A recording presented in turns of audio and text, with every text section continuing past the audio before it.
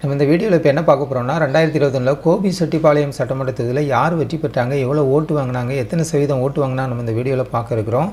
வாங்க வீடியோக்குள்ளே போகலாம்.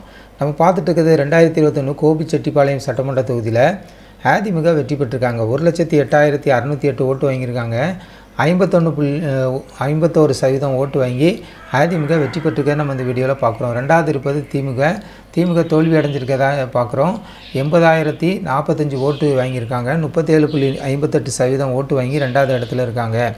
மூன்றாவது இடத்துல நாம் தமிழர் கட்சி 11,719 ஓட்டு வாங்கியிருக்காங்க. 5.50% ஓட்டு வாங்கி மூன்றாவது இடத்துல இருக்கிறத பார்க்குறோம். நான்காவது இடத்துல மக்கள் நீதி மையம் 4,291 ஓட்டு வாங்கியிருக்காங்க. 2.1% ஓட்டு வாங்கி நான்காவது இடத்துல இருக்கிறத பார்க்குறோம். நம்ம பார்த்த எல்லாமே கூட்டணி கட்சியோடு வாங்கிய ஓட்டு தான். நாம் தமிழர் கட்சி மட்டும் தனிச்சுன்னா அவங்களுடைய கட்சிக்காக வாங்கிய ஓட்டு. வெற்றி வாக்கு வித்தியாசம் நம்ம பார்க்கணும்னா 28,563 ஓட்டு, 13.41% ஓட்டு அதிகம் பெற்று திமுகவோட அதிமுக அதிகம் பெற்று வெற்றி பெற்றிருக்கிறத நம்ம பார்க்குறோம். 2021 இந்த சட்டமன்ற தொகுதியில் பதிவான வாக்குகள் எடுத்துக்கிட்டோம்னா 2,12,974 ஓட்டு பதிவாயிருக்கு. 83.8% ஓட்டு பதிவாயிருக்கிறத பார்க்குறோம்.